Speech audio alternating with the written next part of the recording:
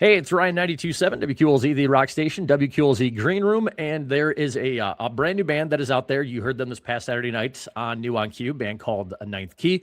And one of the guys that's in that, we've had him. Low, I told you we played you actually on a request-a-thon that we did back in the day. So our listeners, I know some of our listeners are familiar with you. They're familiar with Echo a little bit, and now getting introduced to Ninth Key. So, Low Spirits on with us. How you doing, man? I'm doing pretty good, man. How about yourself? Good. So we have some. I don't know exactly where you're at right now. Are you getting into the wildfire smoke that's coming down from Canada? We've had this last couple of days here in Illinois. No, I've gotten lucky. I had my fair share of it last year. I'm actually in California, Okay. so yeah, I dealt with the fires last January, but so far we haven't had any issues like coming over from Colorado or Canada that have been happening the past few months, which totally breaks my heart because I know what that's Mhm. like. Yeah, it's weird. Like I got buddies in Wisconsin, and last week they're all like, "We're dealing with it." I got family in Ohio, and they're dealing with it. So the dog is upset and disappointed. But good news is it's going to be cleared on out. Glad things are good for you. And I'm sure you're going to get this question 1,000 times, but I'm super curious about it, as I'm sure a lot of people are. Like I told you, man, we've played some of your tracks on the air. We played some stuff by Echo. Dude, how did you guys, meet, collaborate, and decide, hey, let's we both have, you both have successful solo careers. Let's do a band and get together and do that. How this kind of come together. Honestly, it's one of my favorite stories ever. So a few years ago, I found he came out with a an album called "Look What You Made," and there was a song on the end of the album called "Goodbye Happiness." And I remember I randomly stumbled across the song, and I thought the chorus was so good um, that I kind of wanted to do like a cover of it. And at the time, I was doing a bunch of like short form covers on like TikTok and Instagram and YouTube, etc. And so I basically hit him up and asked if he would mind if I did it, and he was like stoked for me to do it. And then I did the short form cover, and then I came back and changed my mind, and I was like, how would you feel about me just doing my own like version of the song? And he was like, go for it. So basically, I covered his song more or less, but I rewrote all of the verses and the bridge of the song, and a little bit of the chorus. And then I came back to him and I asked him to feature on his own song. So the long and short is I basically stole his song and then asked him to feature on it, and then put it out. And when we when we made a video for it together, and video content for it together, we just kind of like hit it off and had a really good time. And yeah, then we ended up coming back together like I want to say it was a year later, and we wrote what became Good Things. Okay.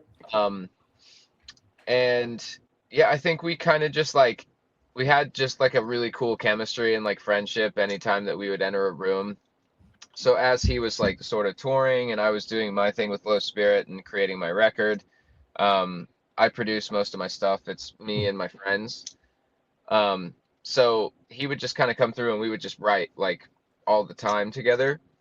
And so like over the last 2 years, we've more or less just like built, a record like just full of songs. And before we knew it, we just had enough to where we were kind of like, let's just like sit down and put this under the microscope and make an album out of it and just see what happens and see if we hate it. And so we spent about 2 weeks. It was just us and our best friends, an incredibly small team. It was literally four, I want to say 4 people or 5 people Okay. total that worked on these songs with us. And they were all of our best friends. So like just comparing that to the Low Spirit album that just came out where I had like maybe like 29 personnel like Oh on my that record. gosh. So yeah, it was way more fun to just do it with our best friends. And so that's kind of how we like came together and we really conceptualized what became Ninth Key. It was sort of a trickle down effect of a lot of different things. It was doing co-writes for his project, that eventually just turned into Ninth Key. Good Things was actually just supposed to be an Echo song. Okay. So yeah, it was just two friends like getting in a room and writing stuff that we thought was cool and just not knowing what we were doing with it, until we eventually did it all, and then we're like, maybe we should make a band. So that's pretty much it. Like that's how it worked out. And then we've just had a lot of fun sort of unraveling the lore of what we want it to become and what we want it to mean to our fans and to ourselves. And yeah, it's been a journey. It's been a lot of fun. Is this where the, when we get sent email blasts to people, I try to tell listeners, like, hey, when we get sent brand new projects or, big bands, whatever else, and hey, this is coming to radio, and it gives you information about a little bit, the Just Us League, which that says, sometimes we see labels and everything. So is that kind of where that name came from, the Just Us League? You're talking about you and Echo and just a small group, like personal friends. Is that where that came from? So he actually came up with that. That was like his label for Echo. Like, so whenever you go into like, submitting your songs for DSP or like distro or whatever, there has to be like a sort of label name or pseudo label name. And I always thought his was incredibly clever. And it just made me laugh every time I looked at it. Just because it's like the typical rapper thing. You're just like finding any way to like, like make a pun out of something. And so, yeah, I just asked if we could just keep it and like port it over for the Ninth Key stuff because it made sense, and I just thought it was funny, and I just loved the idea of also being included in the Just Us League. There you go. So yeah, more or less like it was like sort of a haha funny joke like that he had started, and I just wanted to take part in, so we kept it. I like it. It caught my attention. Obviously, people are like, hey, have you heard of this band? And I said, yeah, there's some stuff that's come up on YouTube, and I've checked it out. And, I try to be detail oriented and look at it as much as I can. And that caught my eye of the Just Us League. And I was like, man, that's a great pun for one. And it's so cool. It's kind of one of those things where so many people are independent now and bands seeing what you can do independently. And I was like, man, it's a great way to go. What's the reaction been like for you guys? Like kind of taking in, we get sent stats of, hey man, this many streams on this song this week, and it's this added by this many stations this week, or this many people are playing it. So have you and Echo had the chance to kind of just maybe take in the reaction of just having a couple of songs out, going to radio with this track, Happy Feels Like, and just, have you been able to kind of soak any of that in yet? In a way, yes. I think our inner like, how do I say this without like saying it in like such a lame way? It's like we both have been in this business for a very long time, and when you're in this business for a very long time as an artist, a lot of things don't work out for you. And time again, I think we have invested a lot into a song that we maybe really believed in, and we put it out into the world, and then it landed 2 feet in front of us, and we're like, okay, I guess, you know what I mean? So I think both of us are very conservative with our excitement about certain things, because we're just like, let's see how the other shoe might drop, or like, let's see how, things might get fucked up along the way. But we have every day, I have basically checked in with him, and we'll get on the phone and I'll be like, hey, like, I don't know if you've seen that, we've done X amount of like streams, like in the last, the song's been out 11 days. And we've done, I think, like over 800,000 streams on Spotify alone. Wow. On the song. And that's crazy to me, because we didn't get any editorial playlists. We didn't get, we had no ad money spent on any of it. And we didn't even have release radar, which is something that a lot of us independent artists like really lean on for like opening day on a song. Because we decided to release it on a Wednesday. So we didn't have any help on it. And so sometimes it'll like hit you where you look at it and you're like, damn, like, how did we do that without like any money, any support, or like any favors from anybody? And so on the inside, we know what that means. Like, we're just like, oh, that's like really exciting. But on the outside, we've also like seen a lot of people inflate streams or buy bots or like Stream Farm or all these other things, or maybe they had radio in place for it from the jump. Maybe they had editorial playlist looks, and maybe they had a ton of ad spend that they didn't talk about. But we truly had none of it. So like, we know on the inside that we're like, this is a big deal. But on the outside, it's like something that people have seen before from bad practice, or so we think about all the ways that everyone could either discount it or, so we think about all the worst shit first. which is really sad. We shouldn't be like that, but you know, it's just been a long, you know, like 10 years of lots of like disappointments and crying sessions. So I think we're hesitant to be like woo and like you know, blow the confetti. Yeah. Can you talk a bit more about, you've been doing this 10 years, Echo's been doing it 10 years. I think from Ashes to News kind of a good example right now. That band's been around since 2013 and like they're getting some big tours and stuff now. And you see people, and it's stupid people on the internet, but people, they comment and be like, oh my gosh, well, they've got to be an industry plant because look at them blow up. And nobody knows about like you mentioned, 10 years of doing all of this. Oh, yeah. So can you explain yeah. that grind a little bit to me and get it out there for people who maybe understand, like, hey man, we got a song that's blowing up right now with two guys that have been doing this for a long time, and people think that you're just an overnight success. What's it like? The grind for everything you've put in so far. Man, first of all, if I ever got called an industry plant, that's how I'd know I made it.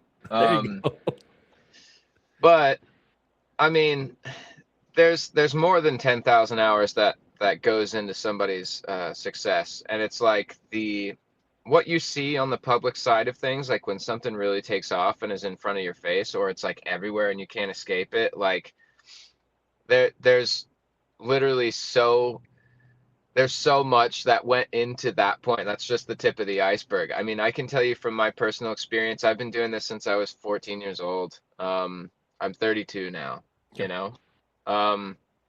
So I've almost been doing this for 20 years. Like, that's crazy to me. And I've started band after band, project after project. They all failed, you know. I also produced and song wrote for, half my life. Like, since I was 16 years old, I still do that to this day. And so I get to kind of see things from both sides of the fence. So not only have I put my 10,000 hours in, like, on the band and artist side, but I've also done it on the production side with other bands and other artists. And I've gotten to kind of shake hands with everybody that works around these bands and these artists. And there are 10,000 no's before you get one maybe, in this business. And so it's like, to anyone that, may be calling these people like industry plants or overnight successes, like, you guys don't understand. Nobody's going to make a crazy investment into an artist that hasn't had their 10,000 hours. Mm-hmm. It just doesn't happen. So if you're seeing it everywhere in public, odds are, they've either worked their ass off to get there on their own, and they really got lucky with like a viral moment, and that viral moment has been broad stroke for them and it's inescapable for you, and that's amazing. It's very rare that happens. In fact, I think that happened to us, but which is making me excited. Yeah. But I grew up with a guy, Teddy Swims, who's now like quite a large world-renowned artist. Yep. And I've seen that guy live in his car, like being in bands, like 3 or 4 of them at a time, So like, even that guy, which people have tried to call, an industry plant, I've seen it. I grew up with that guy. We were in a bunch of terrible metal bands, like that played together, like throughout the years, like in our teenage years. And now he's winning, and he had like the longest running number 1 in history ever, with a song called Lose Control. And I'm happy for him, because I've seen that guy grind it out, work at Chili's and sleep in his car just to figure it out,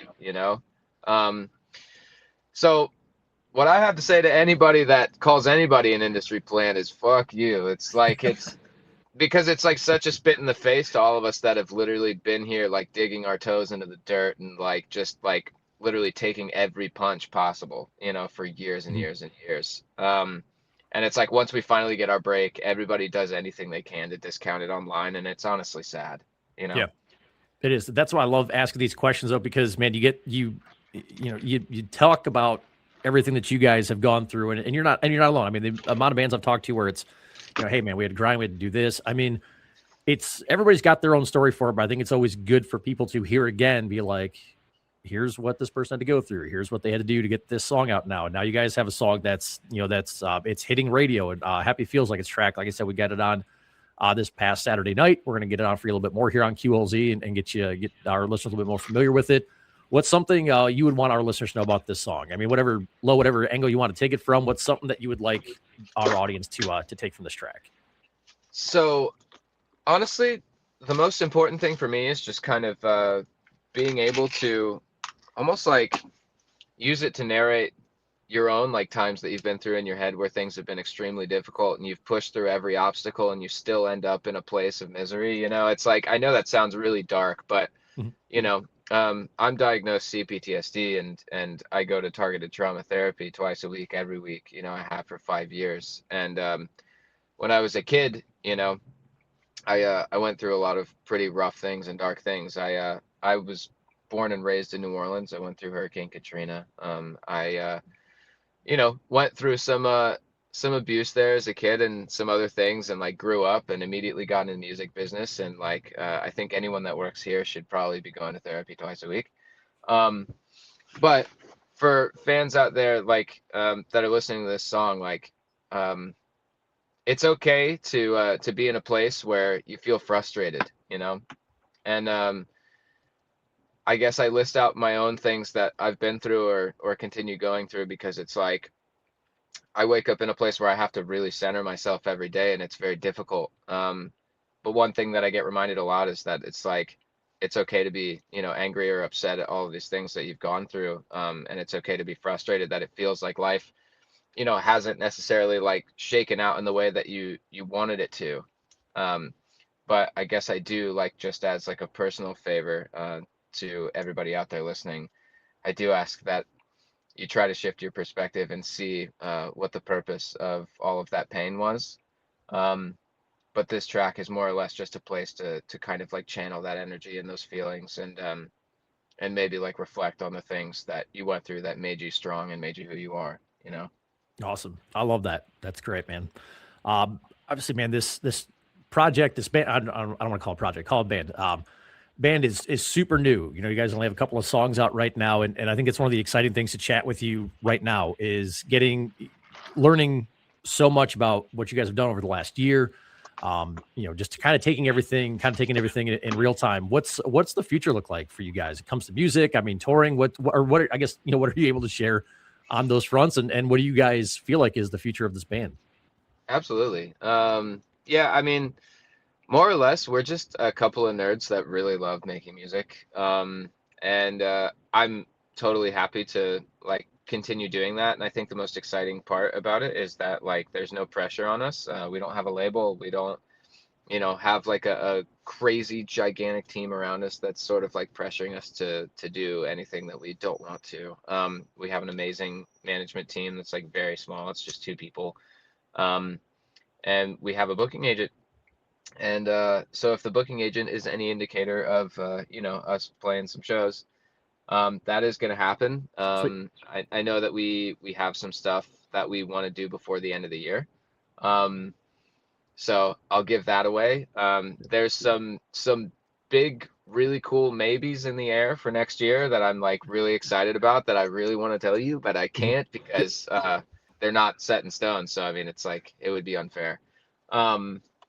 But yeah, there are definitely some shows in the future. And, I think him and I are both kind of in this for the long haul, and we don't necessarily know what that 100% looks like just yet. And Lo, you are on for the first time with us. Obviously, man, we talked a lot about Happy Feels Like It's track. We got a new on Q on Saturday nights. We're gonna have you guys on a feature called the Artist Spotlight this week as well, and dive into the song and play it for our audience.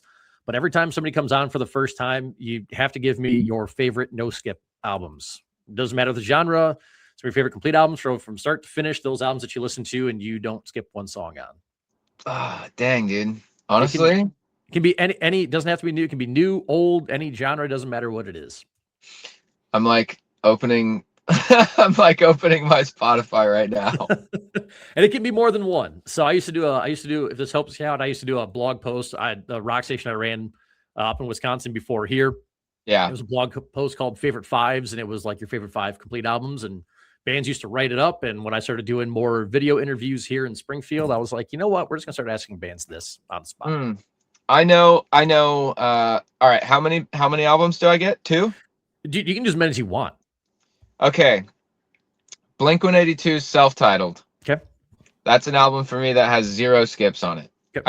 I think the whole thing is so damn good, and I think it's their best album. All of their diehard fans would definitely argue with me on that, but that's one of them for me. I want to say, man, AFI's "Sing the Sorrow" is another one for me. I'm listening out just a bunch of classics. I'm starting to feel old now. I don't like this. And then, dude, honestly, I got to go for the holy trinity here of that time period. But like, My Chemical Romance is the Black Parade, dude. There's not a single skip song on that fucking album. Like, all 3 of those records are just like masterpieces to me. I could keep going forever. Yeah. Story of the Year, Page Avenue.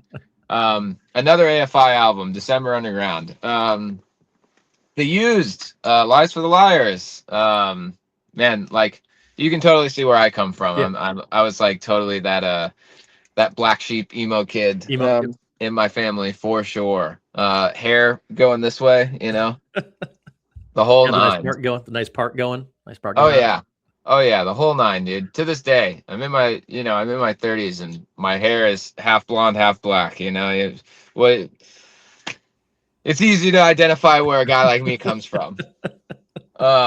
But yeah, dude, all of those are no skips. And also, if I had to do something outside of the genre, I'm absolutely obsessed with The Neighborhood. So The Neighborhood's I Love You, no skip. Wiped Out, no skip.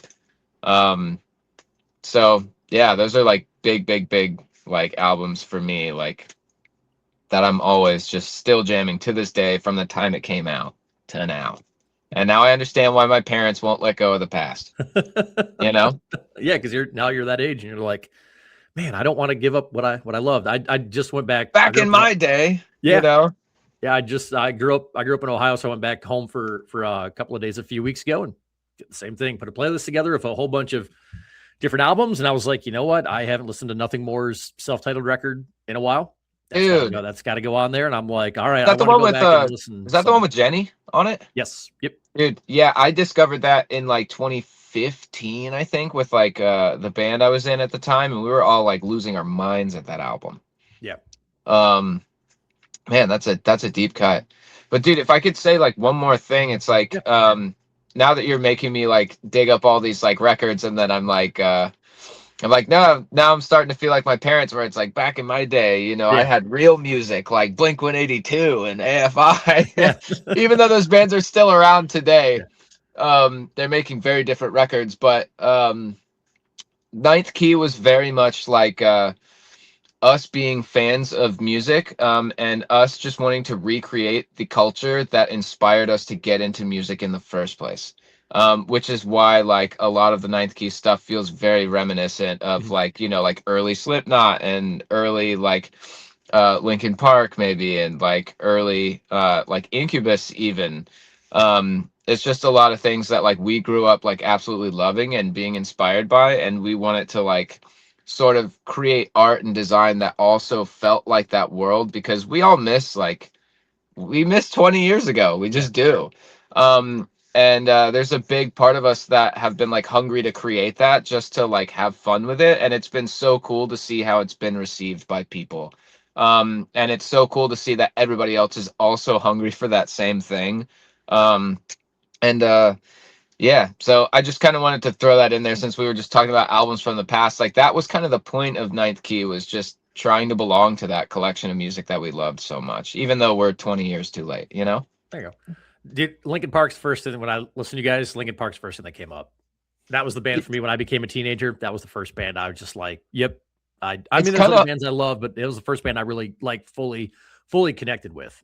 It's kind of hard to avoid that, because you've got a guy that has like a really gritty rock voice, and then you have a rapper, you know. It's like, I feel like people are always going to pick up on that dynamic, because that's, you know, exactly who Chester and Mike were, which, I mean, like, obviously, like, we grew up on Hybrid Theory and, you know, like Meteora, and like but yeah, it's going to be impossible to avoid that comparison, I think, Yeah. forever.